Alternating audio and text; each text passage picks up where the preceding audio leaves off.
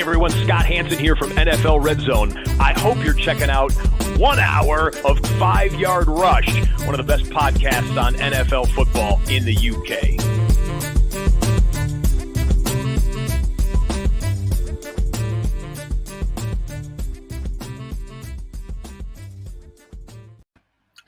Hello and welcome to another Good Morning Fantasy Football with me, Murf. Hope you're tuning in after yesterday. Thank you so much for the kind comments I got yesterday for this new show. We're going to keep going.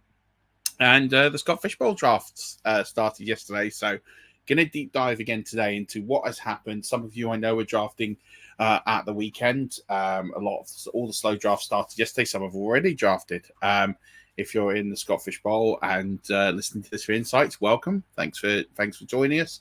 If you aren't in the Scott Fish Bowl, then I still think there's some insights you'll get out of this show. And it's not all going to be Scott Fish Bowl. Good Morning Fantasy Footballs. We're going to do other charity tournaments, other events as well as the week goes on. But because it's such a big event and it's kind of the start of draft season, there's not loads of news to go around.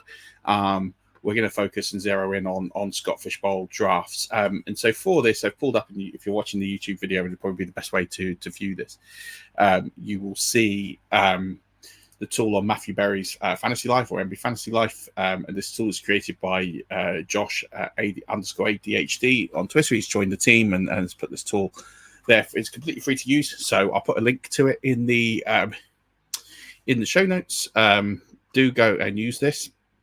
But I'm going to do live ADP. Now, just for insight, I'm recording this at 10 a.m. on Tuesday, the 9th of July. So this data might be slightly different if you were looking at this in real time or when this comes out, which will be soon. So this does refresh every few minutes. And you can download this into a sheet and really sort of get into the nooks and crannies of this. Now, the first thing that immediately drawn to is this number here. So this is the number of drafts. We can see here that there is one draft which has not gone past the 103 after its launch yesterday, and there's another one that hasn't gone past the 104, and then these numbers start to fall off a little bit. So there's still quite a lot of drafts that are in the kind of first round. It looks like about 220 drafts are about, well, let's have a look at 12. We're looking at probably 217 drafts have finished the first round. A lot of stuck around that sort of early second round. I'll show you my team towards the end of this. No one cares about my team, but I will show it anyway. So, we're starting to get some insights on what the ADP picture looks like here. We can see Josh Allen is mostly the consensus 101. The highest he's gone is 7th. Then Christian McCaffrey 102, Jalen Hurts 103. Someone got him at the 109. That's a great steal. Jackson at the 104. He's latest he's gone is the 107. And again, Patrick Mahomes is the consensus 105. CeeDee Lamb the consensus 106. Anthony Richardson the 107. Tyreek Hill, Bijan Robinson, CJ Stroud, Breece Hall, and Jamar Chase, and that's making up your round one. So some interesting insights there from when we looked at this yesterday is the tight ends have fallen into round two, which I don't hate that. I said that I thought Laporta was a bit high, and it seems to be that the consensus is with me there because he's fallen into round two.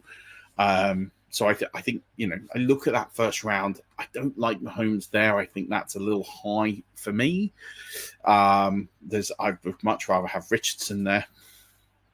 I think the quarterback, the wide receivers in the right order for me. The running backs are in the right order for me. I don't really have a big problem outside of where Mahomes is in that first round. I think that's about right for me. So I'm not going to spend too much time here. We can see that all these players, with the exception of Tyreek has not gone 101. Highest he's gone is 102. Breece Hall, the highest he's gone is 102, and Chase, the highest he's gone is 104. So that's the first round. If we look now going into round two, a lot of you either just at this stage or have drafted in this stage here. There's some really interesting takes here. First of all, for me, is there's a big run of running backs at the end of the round, and we start to see the tight ends come off the board. So Jefferson, Murray at the QB7. I get it. I don't love it. I don't hate it. I have other preferences there, but I get it. Amara Brown. I have personally Kelsey as my tight end one. So, but you can't really argue with what Laporte has done. So I'm fine with that. You can see actually someone's taking Kelsey at the 102. So there's clearly other people that do think that. So this margin is a lot closer than I think people have it, and I don't think that's a big problem. I kind of have Kelsey sort of quite a bit ahead for Laporte, not loads, but on a points per game basis, there is a gap there to where I have Kelsey in a tier of his own. But again, if you're reaching for that tight end in round one, the consensus is telling you that that's not what is going on in the rest of the world and the rest of the universe here. So it's interesting. If you really believe those guys are the difference makers, then fine. You have to go get your guy. I'm not sitting here and telling you otherwise. But I do find it interesting that he was a consensus sort of tight, a first round pick, and now he's not. So I've got him at 27. Which is great value. I'm all for snapping him. And so we've got Kelsey at 33. So you can see there's some leagues where they're really fading the tight ends completely. Joe Burrow there at 8. I mean, I have Dak Prescott over both these guys, but each their own. Saquon for me is the big outlier here. He's the guy I don't like in this range. And I talked about this on yesterday's show, so I'm not going to repeat. Someone took him at the 102. He's gone at 33. I mean, each their own again. You've got to go get your guy. But as the RB4, for me, that's a reach. I'm all for reaches in this format. If that is your guy, then fair enough. But for me, that's a bit steep. I'd much rather have Taylor Gibbs. These guys here in particular. Hard to argue AJ Brown there. And then we're seeing Jordan Love at the end of the second round. Again, I think that makes complete sense. I would rather have Daniels, but I'm not against getting Jordan Love there. I don't think there's a huge difference in those guys. And if you want to go with the proven over the rookie, I'm okay with that. Speaking of Daniels, I talked to him yesterday as someone who would rise up boards. He has, and it's really interesting. He's now risen up to right at the start of the second, and I think probably when more and more drafts get into this range, I think you're going to see him probably be a consensus 212, 301 pick, and I think that's the range. So I think if you're in the second round and you want Jaden Daniels, I think you're going to have to get him. I don't think he's going to hang around much longer in the third round. I know Danny, who listens to the show religiously, got him at the 302, and he's asking, do I pull the trigger? And I was like, absolutely, you got to. Because his consensus now is the 304, and that will rise. I think he will get to the 301, 302 range. Trevor Payne talked about yesterday. I think that's high for me. I'd much rather have Andrews. It's funny how on boards pre-draft, Dalton Kincaid was the tight end 3. Now he's the tight end 5. Now, I still have a couple of tight ends over him, but at tight end 5, I'm more in line with this line of thinking. And again, this is why it's really important to analyze the data here, because people are telling you now that there is some doubt over Kincaid. And it's something I talked about in great length yesterday. If you didn't listen to yesterday's show, please go back and watch and listen to it as to why I think that. Now, he could jump, he could fall, but I'd have him a bit lower than this, but again, I think he is an ADP faller from the old ADP to current, and I'm okay with that. I think that's right. Personally, I have him a little lower than that. Marvin Harrison, we can see this is a bit of a false ADP, and the reason why, he's only been drafted 3 times, so it actually is realistically that he is much lower on boards than where he is here as the wide receiver 9. It's just very difficult because he's been drafted at the highest of 17 and the lowest of 39, but he's only been taken in 3 drafts. Now, keep in mind that some of these drafts here, pick 50 with 62 picks. It means people are later on Marvin Harrison, again, than this consensus. And I think that's what's really key, is there's some numbers in here. This is the most wonky of all of them. This is a fake ADP. 3 people have drafted him. So if you're looking and using this tool to draft off, then you need to ignore Marvin Harrison's ADP. Again, I would have him much lower. I talked about this yesterday. Kyron Williams, I'd like to see a bit higher. But RB7, I get it.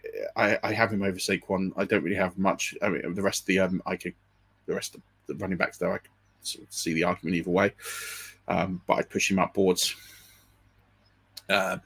You've got Brock Purdy at quarterback 12. Again, I think that's probably about right. I don't have a big problem with that. I think that's a fair ADP on him. Travis Etienne RB8 and Derek Henry RB9. I have them the other way, but it is close. So I don't have a big problem with that one way or the other. I don't have this wide disparaging view on one over the other. Pitts at 6. He is being overinflated here by this pick at 3. So this pick at 3 is probably severely overinflating him. I actually think his true ADP is behind Ingram. And that's what we're seeing in a lot of drafts. And I think, again, when you're starting to get a tight end 8, 7, 8, 9, I'm okay with Pitts at that price. I think he was too high in the consensus.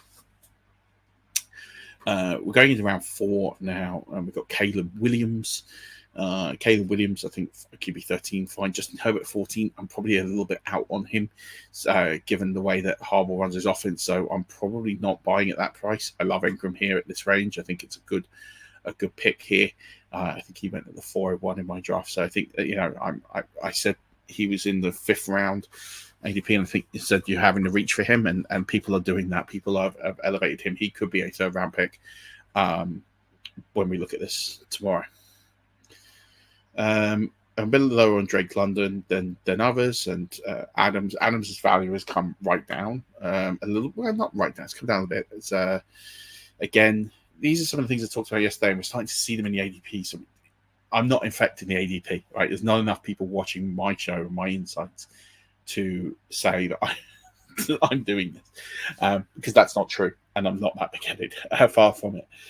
But it's showing you that there are people that are of a similar mindset, that when we looked at the ADP from all the pre-draft data and the live data, there were some things I felt were out, and Devontae Adams falling to, I still think that's high, but there we go.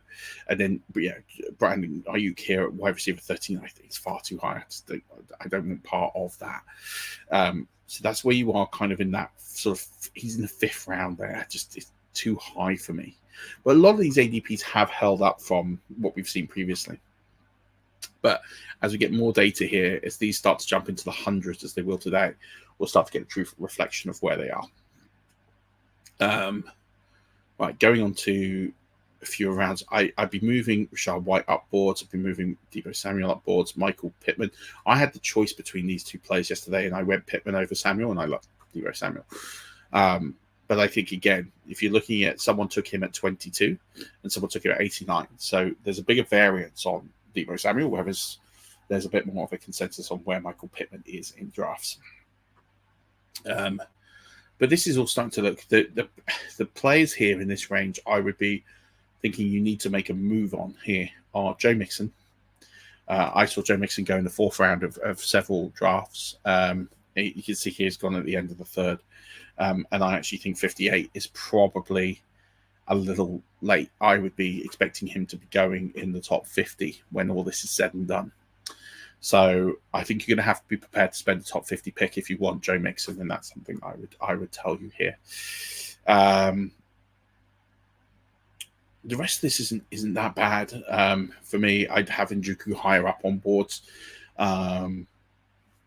But I can understand the argument why people are out on him, so I don't have a big problem with that. I think Alvin Kamara is too low in this format at 66 RB16. I think he is higher than that in this format.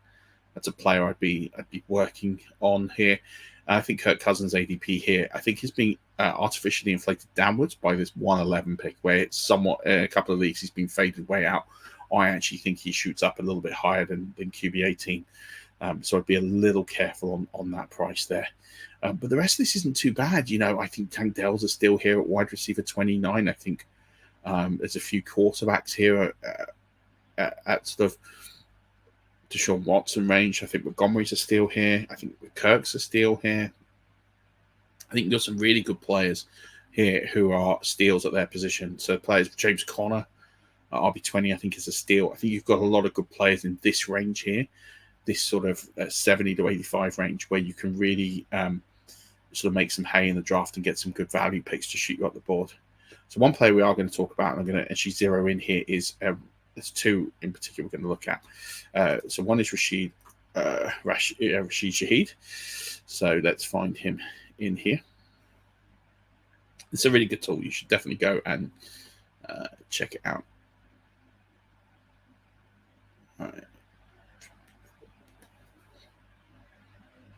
So let's do a zero in on where we are on Rashid Shaheed. So we can see here that he is drafted in 47 leagues, most recently by our good friend Danny Kelly.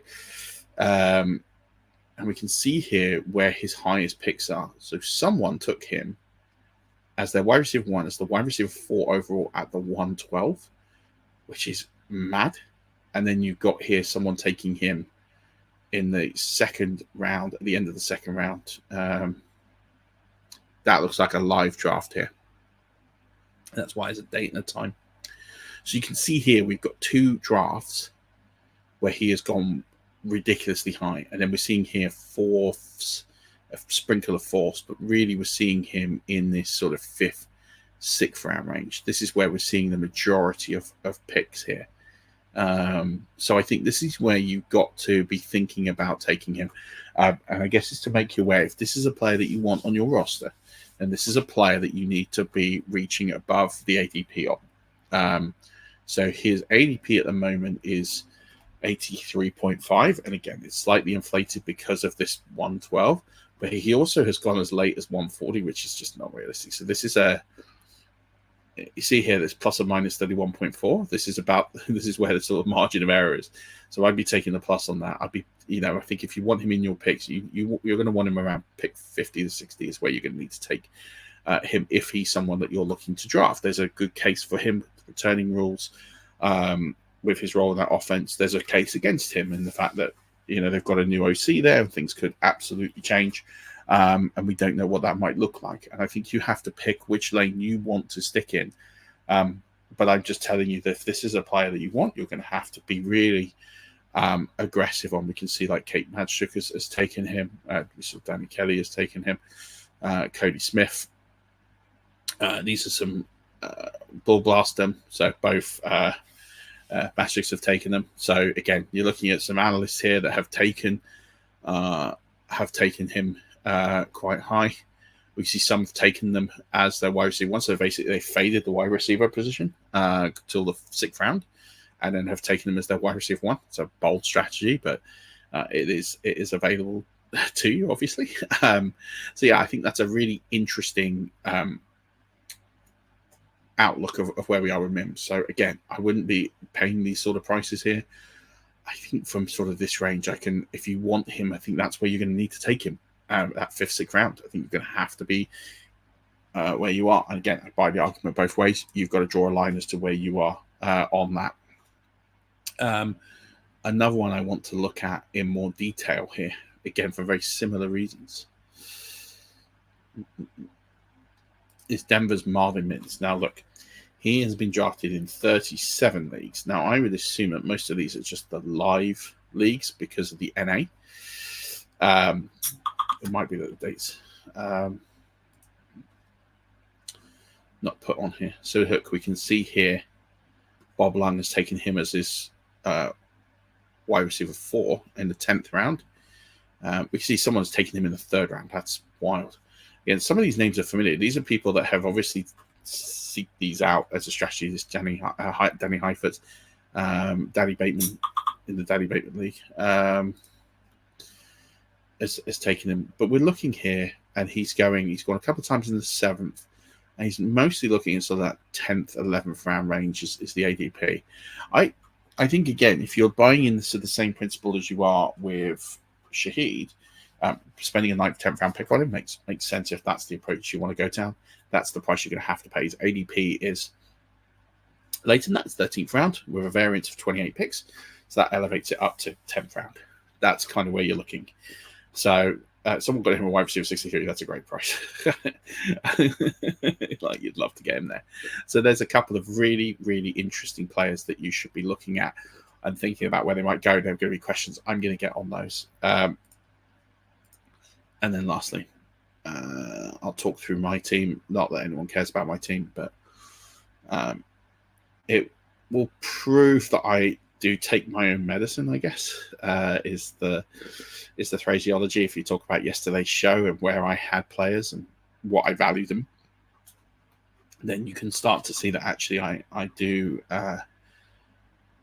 take my own medicine. I do believe in what I say. I don't just put takes out there and don't follow my own advice. This is me.